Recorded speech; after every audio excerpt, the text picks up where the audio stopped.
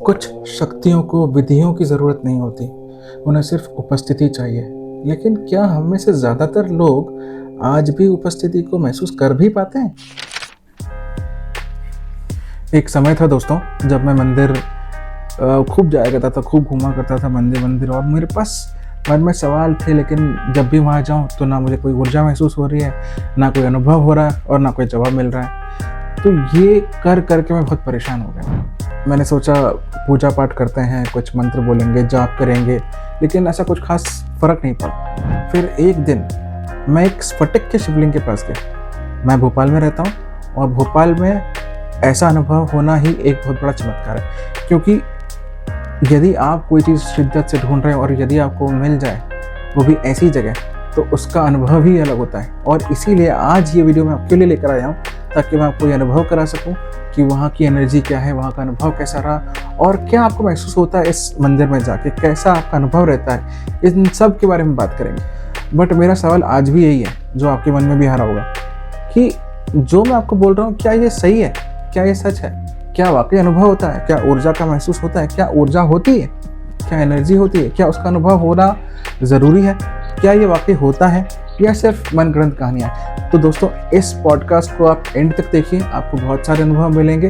Plus इस podcast के दौरान मैं आपको बहुत सारी इन्फॉर्मेशन दूंगा, बहुत सारा एक्सपीरियंस शेयर करूंगा और आपका अनुभव इम्प्रूव करूंगा, ताकि जब आप मंदिर में आएँ तो आपको ये ऊर्जा महसूस हो, तो आपको वो शांति महसूस हो और आपके मन के अंदर जो सवालों के जवाब आप ढूंढ रहे हैं, वो शायद आपको कहीं ना कहीं मिले।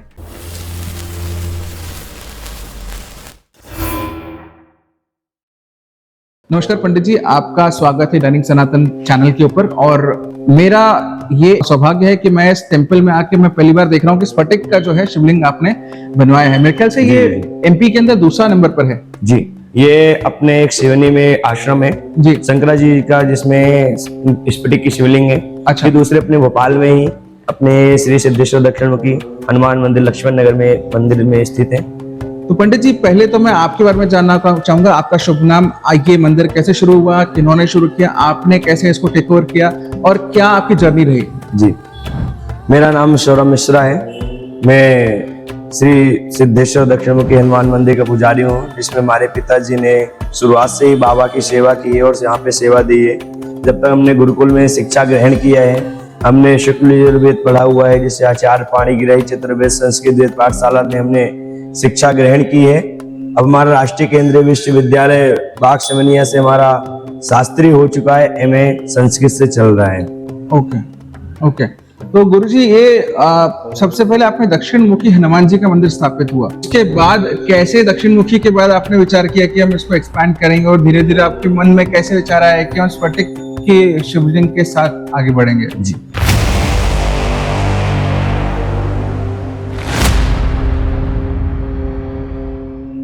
देखिए क्या होता है, जो दक्षिण दिशा होती है वो यमराज की दिशा होती है। जी।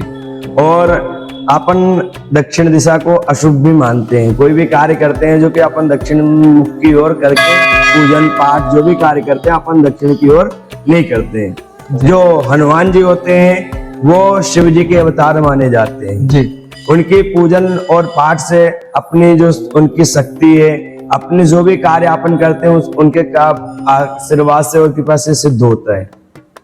ओके। हम जो बाबा को चूल्हा चढ़ाते हैं जी, जो बाबा को सिंदूर चढ़ता है, उससे जो भी बाबा को हमारा जो भी कष्ट रहता है, बाबा को मनोमन स्मरण करते हैं, जिसमें बाबा हमारे उस चोला अर्पण से ही हमारे उस कष्ट को दूर करते हैं। और दक्षिण मुखी सबसे ज्यादा महत्व माने जाते हैं, क्योंकि दक्षिण दिशा अपने लिए सबसे ज्यादा अशुभ मानी जाती है। जी। जो कि उनके पूजन पाठ करने से, दिया जलाने से, हनुमान चालीसा करने से, और दक्षिण मुखी खास के जो दक्षिण मुखी हनुमान जी होते हैं उनकी पूजा करने से नकारात्मक शक्तियों और जो भी रहती हैं वो दूर होती हैं, हमारे पर शक्तियां अच्छी आती हैं और हमारे जो भी कार्य करते हैं वो कार्य सिद्ध होते हैं।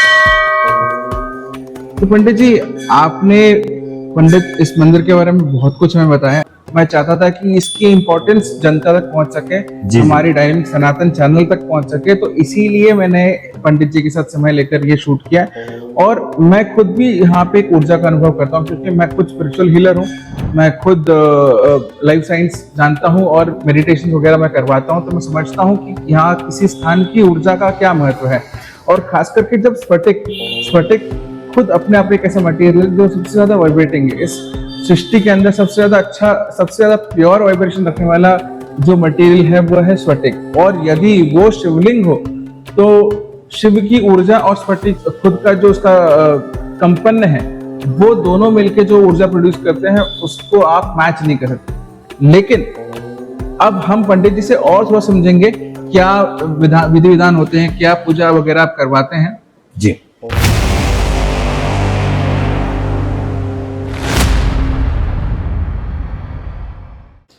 जैसे बाबा के श्रावण चल रहा है, श्रावण मास में बाबा भोलेनाथ की पूजन पाठ चल रही है।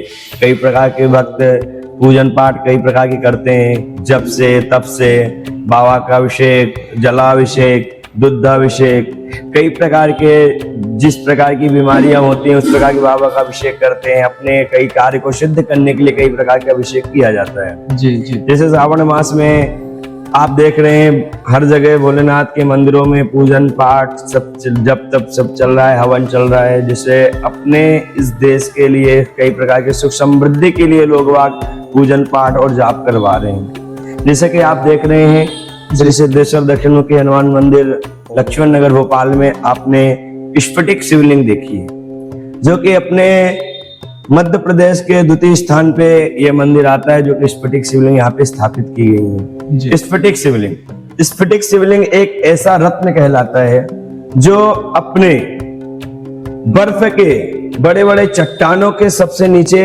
कई परत के नीचे पाया जाता है। अच्छा। जिसको बहुत ही खोजा जाता है। खोज करने के बाद उस चट्टान को निकालने के बाद इसके आकार दी जाती है, जिसमें एक रत्न बनता है, उसके बाद स्फटिक कहलाता है।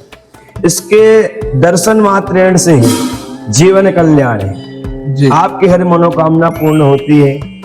और आपने डेली एक लोटा जल बाबा को आपने अर्पण किया तो आपकी हर एक मनोकामना पूर्ण होगी और बाबा का हर एक प्रकार का जो अभी कष्ट होगा बाबा अपने चरणों में लेकर आपको सुख समृद्धि प्रदान करेंगे।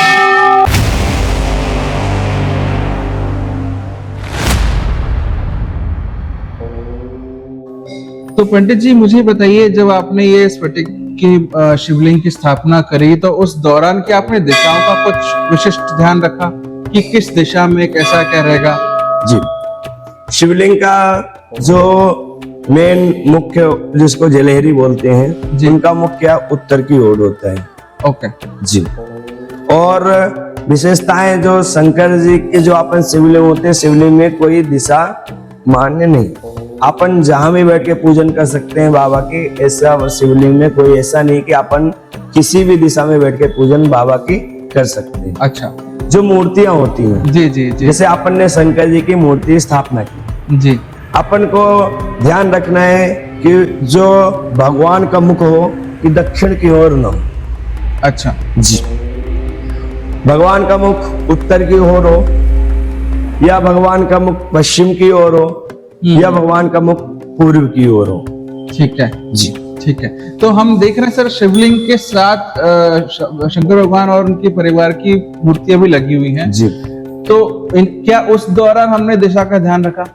जी बिल्कुल रखा गया। देखिए क्या है, एक वास्तु दोष होता है जी। वास्तु दोष को देखते हुए पंडितों में जो पंचांग में देखा जाता है किस दिशा कौन से भगवान के लिए उत्तम है, उसी दिशा में भगवान को रखा जाता है और उसी हिसाब से भगवान की पूजन की जाती है। अच्छा ओके।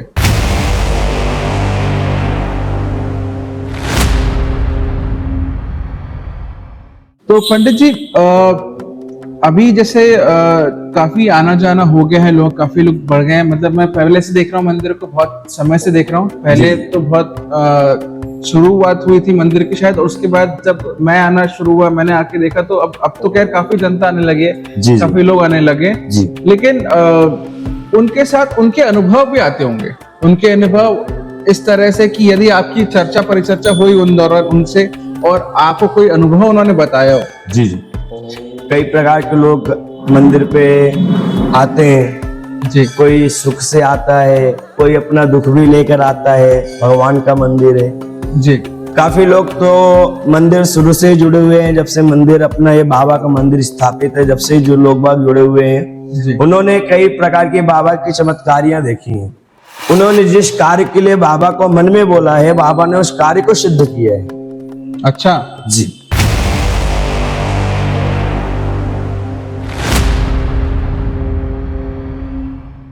तो पंडित जी यदि जैसे कई लोग कई नई गाड़ी खरीदते हैं, नया घर खरीदते हैं, नई चीजें खरीदते हैं या शायद विवाहित होके आते हैं, तो उस दौरान क्या जो संबंधित पूजाएं होती हैं वो भी आपके प्रांगण में होती हैं? जी, अपने मंदिर प्रांगण में हर एक प्रकार की पूजन होती है।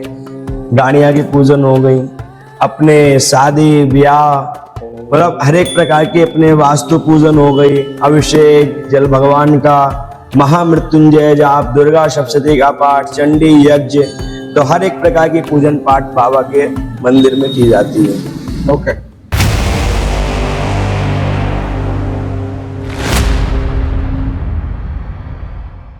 तो पंडित जी ये जो जैसे अभी सावन चल रहा है, खास करके हम सावन की बात करें और सावन का जो महीना है वो खास करके शिव जी से संबंध रखते हैं। जी जी, तो थोड़ा सा सावन के बारे में बताइए और कैसे ये स्फटिक का शिवलिंग हमारे लिए ज्यादा फायदेमंद है। श्रावण मास भगवान भोलेनाथ का सबसे प्रिय मास कहलाता है। अच्छा। इसमें भगवान भोलेनाथ का पूजन पाठ, जप, हवन, रुद्राभिषेक इत्यादि किया जाता है। महामृत्युंजय का जाप किया जाता है, जिसमें को कालों का काल महाकाल भी कहा गया है। जी जी जी जी जी जहां आती है स्फटिक शिवलिंग की बात। स्फटिक शिवलिंग एक ऐसा रत्न है जिसके दर्शन मात्र से ही, केवल दर्शन कर लेने से ही अपने जीवन धन्य हो जाता है। और हर एक प्रकार की कठिनाइयां, कई प्रकार के इंसान को कष्ट होते हैं। जी जैसे समझ लीजिए इंसान को किसी प्रकार का शरीर में रोग है, जी तो भगवान को वो दूध में कुसा डालकर भगवान का रुद्राभिषेक करे, अच्छा। जिससे वो उसका रोग व्यास दूर होता है। ओके इसी प्रकार के कई प्रकार, जैसे गन्ने का रस का भगवान का पूरा रुद्राभिषेक होता है, जी आपके अनार का रस का भगवान का होता है, पंचामृत का होता है, दूध का होता है, दूध और जल मिश्रित जल का होता है। तो इसी प्रकार कई प्रकार के भगवान का अभिषेक पूजन पाठ किया जाता है। तो ये अलग अलग जो पूजा की विधियां हैं, इनमें भी जो रस की व्यवस्था होती है और भी चीजों की व्यवस्था होती है, आप कराते हैं या हमें लेकर आना पड़ता है? नहीं, जैसे देखिए, जैसे आपको गन्ने का रस का पूजन आपको करना है, जी तो एक्चुअली में होता क्या है, जैसे हम मंदिर की क्या है पूरा कारोबार अपने हाथ में है, पूजन जी। पाठ आरती हर एक प्रकार की, जी। तो हम क्या है उतनी दूर जाने में असमर्थ रहते हैं, क्योंकि हमें यहाँ का भी पूरा व्यवस्था देखनी पड़ती है। जी, जी, जी। इसलिए जो भी यजमान इस कार्य को कराते हैं, हम उनको भी बोल देते हैं कि आपको ये चीज लेकर आपको साथ में आनी जी। है। यहाँ पे हर एक प्रकार की सुविधा रहती है। आपको दूध, दही, घी, शक्कर, शहद, गौशाला है, अपने मंदिर की स्वयं की गौशाला है, जिसमें से दूध निकलता है, दूध का दही बनता है और दही से मक्खन निकाली जाती है, जिसमें भगवान का घी भी यहीं से प्राप्त होता है। अच्छा ओके। तो गुरुजी वही मैं देख रहा था, मेरा अगला सवाल आपकी गौशाला पे था। जी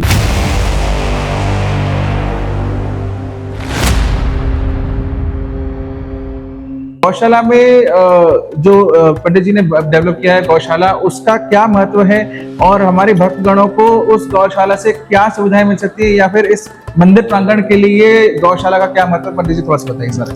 देखिए, गौशाला, गौ जिस स्थान पे रहती हैं उसे गौशाला बोलते हैं। कई प्रकार की शाला होती है, वेदशाला हो गई, पाठशाला हो गई, जी। ऐसे ही गौशाला होती है। जी गौशाला, गौ का जो गोबर होता है, जी। गौ का गोबर बहुत ज्यादा महत्वपूर्ण होता है। आपने पहले के जमाने में देखा होगा, जब कहीं किसी के यहाँ कार्यक्रम होता था, हाँ जी। तो गोबर से आंगन लीपते थे, फिर वो जी। चौक पूरते थे, उसके बाद ही अदर काम किए जाते थे। बिल्कुल बिल्कुल। गाय का जो दूध होता है, गाय का दूध सबसे ज्यादा पौष्टिक होता है और सबसे ज्यादा अच्छा माना गया है, जिसमें हर पूजन में पाठ में गाय का कच्चा दूध इस्तेमाल किया जाता है। बिल्कुल बिल्कुल बिल्कुल। और जिस जगह पे गाय रहती है, उस जगह के भूमि के, अगर आप जहाँ पे खुरी रहती है, खुर जो भगवान गाय की रहती जी, है, जी, जी। उस जगह की अगर आप मिट्टी उठाकर डेले अपने मस्तक में लगाते हैं, आपकी हर एक प्रकार की समस्याएं दूर होती हैं और माँ गौ माता की कृपा आप पे बनी रहती है। ओके। तो पंडित जी ये जैसे जैसे गौ से हमें गोबर चाहिए या हमें और भी चीजें चाहिए, दूध भी चाहिए या जी। हमें मिट्टी चाहिए जो आप बोल रहे थे, तो ये भी आप भक्तगणों को देते हैं या उनके आग्रह पे आप उन्हें देते हैं? जी, सब कुछ अपने गौशाला में उपलब्ध है। जो भी जिस भक्त को जिस भी प्रकार की जरूरत पड़ती है, अपन कभी किसी चीज के लिए मना नहीं करते हैं। हम बल्कि ये सोचते हैं कि ज्यादा से ज्यादा उस चीज को उपयोग हो और दूर दूर तक इस चीज का समाचार पहुंचे कि उस जगह पे गौशाला है। क्योंकि आजकल देखिए लोग गौओं को है ना अपने घर से भगा देते हैं जी। कुछ लोग तो क्या करते हैं, गाय को रखेंगे, गाय लगाएंगे, गाय को दूध निकालेंगे, दूध निकालने के बाद बाहर छोड़ देंगे, जिसमें कई प्रकार की पॉलीथीन, हर एक प्रकार का कचरा, गंदा कचरा गाय खाती है, उससे बीमारियां गायों को होती है और उससे गाय खत्म हो जाती है। इस प्रकार का लोगों को नहीं करना चाहिए। बिल्कुल सही बात कही, क्योंकि गुरुजी का, पंडित जी का भी ये कहना सही है कि गाय का पोषण सही तरह से होना जरूरी ताकि हम तक सही चीज पहुंच सके जी। और इनका ये उद्देश्य जो गौशाला बनाने का है, वो गौशाला बनाने का उद्देश्य भी काफी कुछ कारगर और काफी महत्वपूर्ण लगता है। और आपको भी यहाँ पे आके इसका अनुभव करना चाहिए, यहाँ की ऊर्जा का अनुभव जरूर करना चाहिए। और पंडित जी, इसके अलावा मैं आपसे ये भी जानना चाहता हूँ कि अभी जैसे आपने मुझसे कहा काल भैरव के मंदिर का विस्तार आप करना चाह रहे हैं। आप वैसे भी मंदिर प्रांगण है तो जरूरत कुछ ना कुछ चीजें लगती रहती हैं, कुछ ना कुछ नया कार्य बनता रहता है, कई चीजों की जरूरत होती है। हाँ जी। तो उसमें हमारे जो दर्शक हैं वो आपकी कैसे सहायता कर सकते हैं और कैसे आपके इस उद्देश्य को फलीभूत करने में मदद कर सकते हैं, इस बारे में थोड़ा बताइए। अभी क्या है, मंदिर कार्य का निर्माण चल रहा है, जिसमें अष्ट भैरव अपने आएंगे, विशेष रूप से अपने काल भैरव रहेंगे। जो उज्जैन के महाकाल मंदिर के पास काल भैरव जी की जो अपने मूर्तियों पे आपने दर्शन किया होगा जी। तो अपना विचार है, बाबा से अपना अनुरोध है कि बाबा स्वयं आकर यहाँ पे बैठे और जिस प्रकार की हम पूजन करें, पाठ करें, जो भी करें, बाबा उसका महत्व दे दें। बिल्कुल। और लोग जैसे भी सहायता करना चाहते हैं, जो अपने प्रकार की अपने क्षमता अनुसार अपने अपने समृद्धा से इंसान अपना यहाँ पे व्यवस्था करके, कोई ईंट, कोई अपना लोहा, रेत, गिट्टी, बालू, जो भी सीमेंट, कोई चाहे अगर तो मूर्ति भी दे सकता है। अच्छा। मंदिर में कई प्रकार के जैसे घंटे लगने वाले हैं, कोई घंटा दे सकता है। मंदिर में जितने भी प्रकार के, कोई छत डलवाने का अगर सोच रहा होगा, छत भी डलवा सकता है। हर एक प्रकार के यहाँ पे सुविधा है, लोग कैसे भी कर सकते हैं। दोस्तों, दान क्या है? दान बेसिकली जब हम किसी स्पिरिचुअल प्लेस के अंदर पर्टिकुलरली दान करते हैं तो समझिए, अब ऐसा समझिए आप मंदिर जा रहे हैं, मंदिर में आप गए, आपको बहुत सारे भक्तगण मिले, हो सकता है बहुत सारे लोगों की बहुत सारी समस्याएं हों और वो लोग रोज़ विजिट करते हैं, वो लोग रोज़ मंदिर आते हों और आपको ये महसूस हो रहा है कि वहाँ पे अब उन्हें शांति मिल रही है, उन्हें पीस मिल रहा है, उनकी जो मन की समस्याएं हैं वो सॉल्व हो रही हैं, जो प्रॉब्लम्स हैं वो सॉल्व हो रही हैं, जो मन अशांत था शायद वो शांत हो रहा है। तो ये जो अनुभव और ये जो पॉजिटिविटी उनके अंदर ऐड इन होती है, उसका कुछ भाग आप भी हकदार रखते हैं, क्योंकि आपने उस मंदिर के अंदर यदि दान किया होगा तो उसका अनुभव का जो बेनिफिट है, जो उनको सुख समृद्धि मिल रही होगी, जो उनकी समस्याएं सॉल्व हो रही होंगी, उसका कुछ हिस्सा आपको भी मिलेगा, यानी कि वो ब्लेसिंग आप तक भी पहुंचेगी।